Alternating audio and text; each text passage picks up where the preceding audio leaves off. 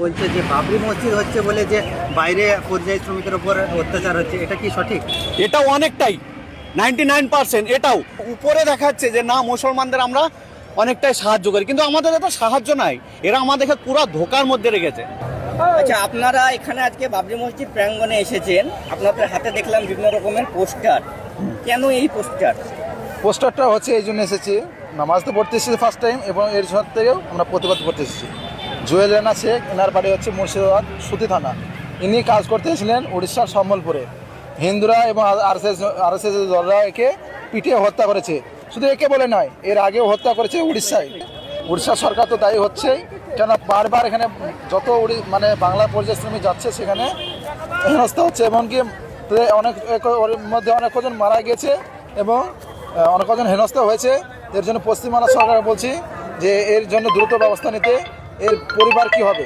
এ তো মারা গেছে আর ফিরবে না, তো এই আর্থিক অবস্থা দিক দিয়ে কী হবে? আপনারা কার কাছে দাবি রাখছেন? মুখ্যমন্ত্রী মাননীয় মমতা মুখ্যমন্ত্রী বন্দ্যোপাধ্যায়ের কাছে কি দাবি রাখছেন? দাবি রাখছি এই যে ইনি তো মারা গেছে, তো ইনার তো কিছু আর ফিরে পাওয়া যাবে না, তাই ইনার পরিবারের দিক থেকে কিছু আর্থিক ব্যবস্থা যদি দেয় এবং একটা চাকরি বাকরি কিছু যদি দেয়।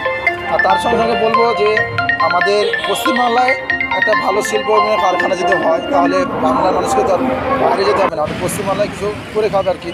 এর জন্য মাননীয় মুখ্যমন্ত্রীকে বলবো, এই ঘুগনি আর এই চা বিক্রি করতে বললে ওটা তো একটা অশিক্ষিত ধরনের কাজ বলছে, ওটা তো সবাই তো পারে না। একটা শিক্ষিত ছেলে হয়ে ঘুগনি এবং চা তো বিক্রি করতে পারে না। সে শিক্ষিত ছেলে, সে এখানে চার যোগ্য হিসাবে সেখানে চাকরি করবে এবং হয়তো এখানে একটা কোনো কোম্পানি কাজ করবে। বলছিলাম আমরা যে এই বারবার যে এই জিনিসগুলো আমরা দেখতে পাচ্ছি, এর তো আমরা কোনো সুনিশ্চিত বিচার পাচ্ছি না। এখনই আমার একটা ভাই, সে বলল এই পরিযায়ী শ্রমিকের ঘটনাটা পুরো বললো।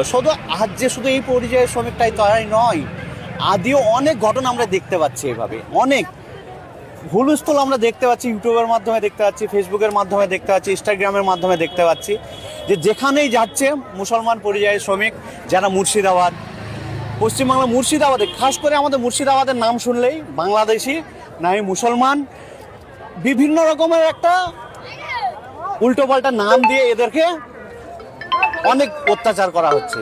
আমরা মাননীয় মুখ্যমন্ত্রীর কাছে চাই, আমরা চাই না যে আর পুনরায় যেতে আমাদেরকে বাইরে গিয়ে সেখানে কাজ কামের মধ্যে থাকতে হয়। আমরাও পরিযায়ী শ্রমিক, আমরাও খেটে কখনো খাই, কিন্তু আমরা চাই যাতে আমাদের মুর্শিদাবাদের মধ্যে কোনো শিল্প হোক যেখানে আমরা পরিযায়ী শ্রমিকরা কাজ কাম করে খেতে পারি, গরিব মানুষের দু টাইম যাতে রুটি পাই।